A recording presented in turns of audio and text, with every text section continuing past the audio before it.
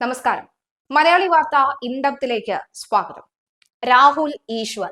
രാഹുൽ എന്ന ഈ പേരാണ് ഇപ്പോൾ സമൂഹ മാധ്യമങ്ങളിലായിക്കോട്ടെ, മുഖ്യധാര വാർത്താ മാധ്യമങ്ങളിലായിക്കോട്ടെ വലിയ രീതിയിൽ സജീവ ചർച്ചകൾക്ക് വഴിവെച്ചത്. രാഹുൽ ഈശ്വറിനെ അറസ്റ്റ് ചെയ്തപ്പോൾ പലരും സമൂഹ മാധ്യമങ്ങളിൽ വന്ന കാര്യമാണ് രാഹുൽ മാർ അല്ലെങ്കിൽ രാഹുൽ എന്ന പേരുക സൂക്ഷിച്ചോളൂ, കയ്യിൽ കിട്ടിയ ഏത് രാഹുലിനെയും പോലീസ് എടുത്ത് അകത്തിടാൻ പോവുകയാണ് എന്നുള്ളത്. എന്നാലും രാഹുൽ ഈശ്വർ ചെയ്ത തെറ്റ് എന്ന് പറയുന്നത് തനിക്ക് അതായത് മെൻസ് ഫൈറ്റ് ആയിരുന്നു രാഹുൽ നടത്തിയത്. അതായത് ആണുങ്ങളുടെ ശരിക്ക് വേണ്ടി, ആണുങ്ങളുടെ സത്യത്തിന് വേണ്ടി, ആണുങ്ങളുടെ നീതിക്ക് വേണ്ടി ഒരു മെൻസ് കമ്മീഷൻ, ഒരു അവർക്ക് വേണ്ടിയുള്ള എല്ലാ തരത്തിലുമുള്ള ശക്തമായ നിലപാട്, ഇവയായിരുന്നു രാഹുൽ ഈശ്വറിന്റെ പ്രധാന ആവശ്യം. ഇനി രാഹുൽ മാങ്കൂട്ടത്തിലായിക്കോട്ടെ, മറ്റേതൊരു വ്യക്തിയും ആയിക്കോട്ടെ, രാഹുൽ ഈശ്വർ അവർക്ക് വേണ്ടി നിലകൊള്ളും എന്ന് മുൻപേ പ്രഖ്യാപിച്ചതാണ്. ദിലീപിന്റെ കാര്യത്തിലായിക്കോട്ടെ ഒക്കെ തന്നെ രാഹുലിന്റെ നിലപാട് അത്തരത്തിലായിരുന്നു. എന്തായാലും രാഹുൽ ഈശ്വറിന്റെ കാര്യത്തിൽ നമുക്കിപ്പോൾ അറിയാൻ സാധിക്കുന്നത് 14 ദിവസത്തേക്ക് പൂജപ്പുര സെൻട്രൽ ജയിലിലേക്ക് മാറ്റിയിരിക്കുകയാണ്. ജയിലിനകത്ത് ഗാന്ധിയൻ സമരമുറകൾ എടുക്കുമെന്നാണ് പറയുന്നത്. അതായത് നിരാഹാരം തുടരും എന്നാണ് പറയുന്നത്. ജലപാനം പോലും കഴിക്കില്ല, ഞാൻ ജയിലിനകത്ത് സെല്ലിനകത്ത് ജലപാനം പോലും കഴിക്കാതെ ഞാൻ തുടരുമെന്ന് പറയുകയാണ്. ദീപ രാഹുൽ ഈശ്വറിന് അതിനെക്കുറിച്ച് ഓർത്ത വലിയ ടെൻഷനൊന്നുമില്ല. കാരണം രാഹുൽ ഇതല്ല, ഇതിനപ്പുറവും ചെയ്യുമെന്നുള്ളതാണ്. ഇതിനു മുൻപ് രാഹുൽ ഈശ്വർ കൂടുതൽ ശക്തനായത് ശരിക്കും ശബരിമലയുടെ വിഷയവുമായി ബന്ധപ്പെട്ടാണ്. ശബരിമലയിൽ സ്ത്രീകൾ പ്രവേശിക്കരുത് എന്ന് പറഞ്ഞുകൊണ്ട് നടത്തിയ ഈ രാഹുൽ ഈശ്വർ ആയിക്കോട്ടെ, രാഹുൽ ഈശ്വറിന്റെ അമ്മ, മുത്തശ്ശി തുടങ്ങിയവർ നടത്തിയ സമരം വലിയ രീതിയിൽ തന്നെ ജനങ്ങൾക്ക് ഇടയിലേക്ക് ശ്രദ്ധ ചെലുത്തിയിരുന്നു. അതുകൊണ്ട് തന്നെ രാഹുൽ ഈശ്വറിന്റെ വാക്കുകൾക്കും രാഹുൽ ഈശ്വറിന്റെ പ്രവൃത്തിയും വീക്ഷിക്കുകയും അതിനെ ശ്രദ്ധിക്കുകയും അതിനെ പിന്തുണയ്ക്കുകയും ചെയ്ത നിരവധി ആളുകൾ നമുക്കിടയിലുണ്ട്. കഴിഞ്ഞ ദിവസങ്ങളിലാണ് രാഹുലിന്റെ അറസ്റ്റ് രേഖപ്പെടുത്തിയത്. അതിനുശേഷം രാഹുലിനെ നേരെ കൊണ്ടുപോയത് SIP ക്യാമ്പിലേക്കാണ്. അതിനുശേഷം ഇന്നലെ രാവിലെ രാഹുലിനെ മെഡിക്കൽ പരിശോധന നടത്തി പിന്നീട് വീട്ടിലെത്തിച്ച് തെളിവുകൾ ശേഖരിച്ചു. അതിനുശേഷം കോടതിയിലേക്ക് കൊണ്ടുപോയി രാഹുലിന്റെ ജാമ്യ ഹർജി തള്ളുകയായിരുന്നു കോടതി. 1 മണിക്കൂർ നീണ്ടുനിന്ന വാദപ്രതിവാദങ്ങൾക്ക് ശേഷം കോടതി രാഹുലിനെ പ്രഥമ ദൃഷ്ടിയ രാഹുൽ കുറ്റം ചെയ്തിട്ടുണ്ട്, രാഹുലിനെ ഇപ്പോൾ പുറത്തുവിട്ടാൽ അത് ശരിയാവുകയില്ല എന്ന് പറയുകയാണ്. ഈ ഘട്ടത്തിലെല്ലാം രാഹുൽ ഈശ്വറിനെ പോലെ തന്നെ രാഹുലിന് വേണ്ടി പിന്തുണ പ്രഖ്യാപിച്ചുകൊണ്ട് എന്താണ് ശരിക്കും സംഭവിച്ചത് എന്ന് ദീപ രാഹുൽ ഈശ്വർ വ്യക്തമാക്കുകയായിരുന്നു.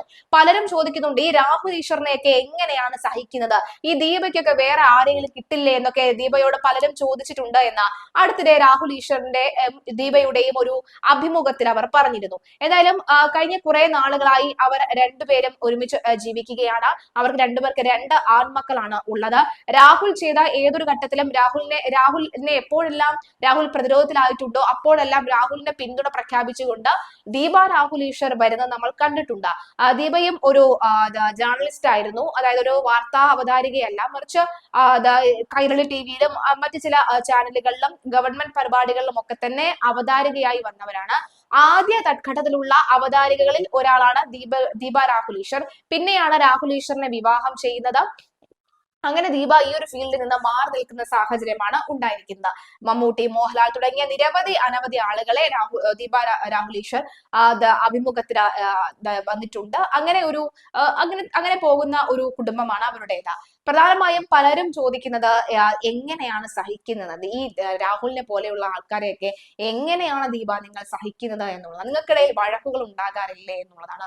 അപ്പോൾ ദീപ പറയുന്നത് എല്ലാ കുടുംബത്തിലെയും പോലെ ഞങ്ങളുടെ ഇടയിൽ വഴക്കുകൾ ഉണ്ടാകാറുണ്ട്, പക്ഷേ ഐഡിയോളജികൾ തമ്മിൽ പലപ്പോഴും ചേർന്ന് പോകാറുണ്ട്, അത് തന്നെയാണ് പ്രധാന കാരണം എന്നുള്ളത് ശരിയാണ്. ദീപ രാഹുലിനെ സപ്പോർട്ട് ചെയ്തുകൊണ്ട് ആണ് ഇപ്പോൾ രംഗത്ത് എത്തിയിരിക്കുന്നത്.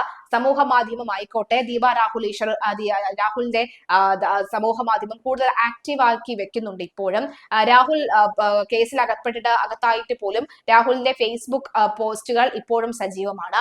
12 മണിക്കൂർ മുമ്പും 13 മണിക്കൂർ മുമ്പും ഒക്കെ തന്നെ പോസ്റ്റ് പ്രത്യക്ഷപ്പെട്ടിട്ടുണ്ട്. ഇതിന് പിന്നിൽ ദീപ രാഹുൽ ഈശ്വർ എന്നാണ് പറയുന്നത്. മാത്രമല്ല കോടതി പച്ചക്കള്ളമാണ് പറയുന്നത്, അങ്ങനെ ഒരു സംഭവമേ നടന്നിട്ടില്ല, കൃത്യമായ തെളിവുകൾ ഞാൻ നിങ്ങൾക്ക് തരാം, ഞാൻ അതൊന്ന് പഠിച്ചോട്ടെ, ഞാൻ എന്താണ് റിമാൻഡ് റിപ്പോർട്ടിൽ പറയുന്നത് എന്ന് മനസ്സിലാക്കിക്കോട്ടെ എന്ന് പറയുകയാണ്. എന്തായാലും ഇന്ന് കോടതിയിലേക്ക് അവർ വരികയാണ്. എന്തായാലും രാഹുൽ മാങ്കൂട്ടത്തിന് എതിരായി ബലാത്സംഗ ആരോപണം ഉന്നയിച്ച പരാതിക്കാരിയെ അധിക്ഷേപിച്ച കേസിൽ രാഹുൽ ഈശ്വറെ കോടതിയിൽ ഹാജരാക്കുകയുണ്ടായി. ജാമ്യാപേക്ഷ പരിഗണിക്കുകയും ചെയ്തിരുന്നു. രാഹുൽ ഈശ്വറിന്റെ ജാമ്യാപേക്ഷ എതിർത്ത പോലീസ് രംഗത്തെത്തുകയും ചെയ്തു. രാഹുൽ ഈശ്വർ സ്ഥിരം കുറ്റവാളി എന്നും പോലീസ് പറയുകയുണ്ടായി. ജാമ്യാപേക്ഷയിൽ വിധി പറഞ്ഞപ്പോൾ തീർച്ചയായിട്ടും രാഹുലിന് എതിരെയായിരുന്നു ആ വിധി ഉണ്ടായിരുന്നത്. എന്തായാലും കുറ്റകൃത്യത്തിന് ഉപയോഗിച്ച ഇലക്ട്രോണിക് ഡിവൈസുകൾ അടക്കമുള്ളവ പിടിച്ചെടുക്കുന്ന സാഹചര്യം ഉണ്ടായിരുന്നു. രാഹുൽ അതിജീവിതയെ ഭീഷണിപ്പെടുത്തിയത് പോലീസ് കോടതിയിൽ നൽകിയ റിപ്പോർട്ടിൽ പറയുന്നു. അതിജീവിതയെ അപമാനപ്പെടുത്തി, അതിജീവിതയുടെ ചിത്രങ്ങളും വിവരങ്ങളും സമൂഹ മാധ്യമങ്ങളിൽ പ്രചരിപ്പിച്ചു, ആരോപിച്ചു. നേരത്തെ രാഹുൽ ഈശ്വറിന്റെ വീട്ടിൽ പോലീസ് പരിശോധന നടത്തുകയും ഒക്കെ ചെയ്തിരുന്നു. എനിക്കൊരു 30 സെക്കൻഡ് തരൂ അഭിലാഷ്, ഒരു 30 സെക്കൻഡ് തരൂ എന്ന് പറഞ്ഞുകൊണ്ട് രാഹുൽ ഈശ്വർ നടത്തിയ ഈ ചർച്ചകൾക്കിടയിൽ നടത്തിയ സംവാദങ്ങളൊക്കെ തന്നെ വലിയ വാർത്തകൾക്ക് ഇടവെച്ചിരുന്നു. ഇതാദ്യമായല്ല രാഹുൽ ഉപയോഗിക്കുന്ന വാക്കുകൾ, രാഹുലിന്റെ അഗ്രസീവ്നെസ് ഒക്കെ തന്നെ പലർക്കും വലിയ രീതിയിൽ ഇഷ്ടപ്പെടുന്നതും എന്നാൽ ഇഷ്ടപ്പെടാത്ത സാഹചര്യം ഉണ്ടായിരുന്നു. എപ്പോഴും ഈ വിവാദങ്ങളിൽ ഏർപ്പെടുന്ന ഒരു വ്യക്തിയാണ് രാഹുൽ ഈശ്വർ എന്ന കാര്യത്തിൽ സംശയമില്ല. അതിപ്പോൾ നടി ആക്രമിച്ച കേസിൽ എല്ലാവരും നടിക്ക് പിന്തുണ അർപ്പിക്കുകയും ദിലീപിനെ കുറ്റപ്പെടുത്തുന്ന സാഹചര്യത്തിൽ ദിലീപിന് വേണ്ടി ആദ്യം മുന്നിട്ടിറങ്ങിയത് രാഹുൽ ഈശ്വറാണ്. അതിനുശേഷം ശബരിമല വിഷയത്തിലായിക്കോട്ടെ രാഹുലിന് ഒരു ജനപിന്തുണ ലഭിച്ചിരുന്നു.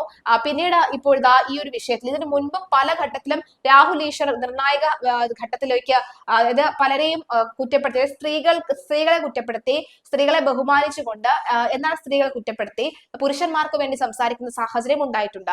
ഇവിടെ രാഹുലിന് വലിയ തോതിലുള്ള പിന്തുണ ലഭിച്ചുകൊണ്ടേയിരിക്കുകയാണ്. ഇതിനുവേണ്ടി പലപ്പോഴും രാഹുലും ഒപ്പം അതുപോലെ തന്നെ ശ്രീജിത്ത് പണിക്കരും ഒക്കെ തന്നെ കലഹിക്കുന്നത് കണ്ടിട്ടുണ്ട്.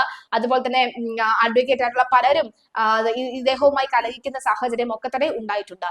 എന്തായാലും രാഹുൽ ഈശ്വർ മാങ്കൂട്ടലിന് ഇനിയും അനുകൂലമായി വീഡിയോ ചെയ്യുമെന്ന് പറഞ്ഞതൊക്കെ തന്നെ രാഹുൽ ഈശ്വറിന് വലിയ വിനയായി മാറുന്ന സാഹചര്യം ഉണ്ടായിട്ടുണ്ട്. എന്തായാലും നിലവിലെ സാഹചര്യത്തിൽ രാഹുൽ ഈശ്വർ എന്ന വ്യക്തി വീണ്ടും ആളുകൾക്കിടയിൽ കൂടുതൽ ശക്തമായി തന്നെ മുന്നിട്ടിറങ്ങുകയാണ്. ദീപ രാഹുൽ ഈശ്വർ അതിനേക്കാൾ ശക്തമായി തന്നെ നിൽക്കുകയാണ്. അകത്ത് രാഹുൽ ഈശ്വർ നിരാഹാരമെങ്കിൽ പുറത്ത് ദീപ നിരാഹാരം ഇരിക്കുകയാണോ എന്ന അടക്കമുള്ള ചോദ്യവും ഉയരുകയാണ്.